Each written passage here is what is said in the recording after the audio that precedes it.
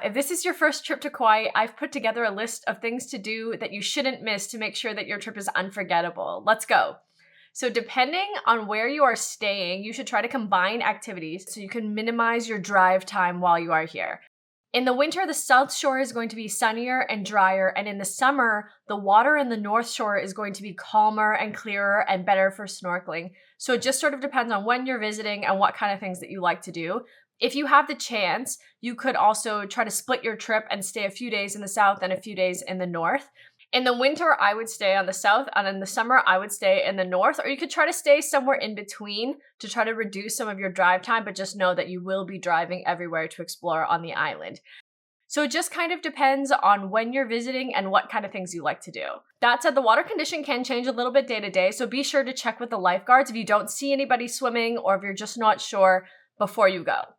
Because there are so many things to see and do while you're here on Kauai, the first thing that you should do when you arrive is rent a car. Even though there are ride shares like Uber and there is the public bus, it just doesn't bring you around to all the places that you want to go, and the timing isn't going to be as convenient, and you may not even be able to find an Uber when you're looking for one. So just put all of that hassle aside and just plan to rent a car for your trip.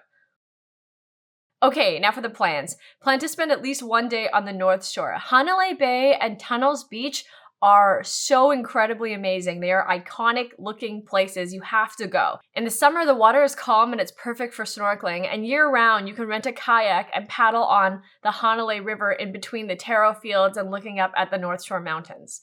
Another incredible beach is Kokee Beach at the far end of the road. Even if you don't want to walk the first quarter mile to see the viewpoint, you can just walk along the beach and look back at the Pali Coast Mountains. And it's beautiful, it's incredible, it's definitely worth visiting if you can get a permit to park there or get access to a shuttle. If you like gardens, you should consider visiting a garden while you're here on the Garden Isle. My personal favorite is Limahuli Garden on the North Shore, but there's also Allerton Garden on the south side, which has the Moreton Bay fig trees that were seen in Jurassic Park. While you are in Princeville, there are some spots for views. There's a side of the road pull over for a view of the Hanalei River. There's a viewpoint for Hanalei Bay, and if you go to Nourish Cafe, there's an incredible view of both the Hanalei River and Hanalei Bay, and you can pick up an acai bowl or a wrap and just enjoy the views. Next, let's plan your day on the East Coast, where a scenic bike path and lush waterfalls are waiting for you. You can rent or walk along the Kapaa bike path. Consider stopping at the side of the road to see Opaekaa Falls or Wailua Falls, or you can even rent a kayak and paddle and hike to Secret Falls. Kapaa has great hikes, the Smith Garden Family Luau, and a fern grotto that you can explore here.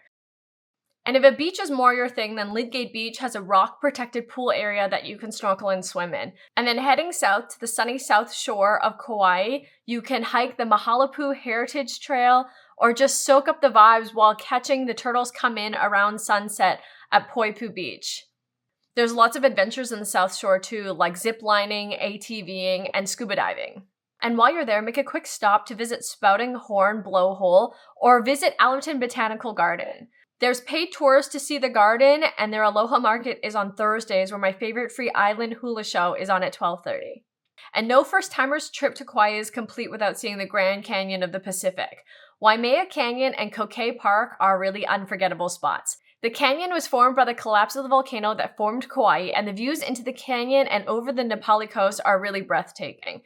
All the viewpoints are paved and easy to access, so no hiking is required.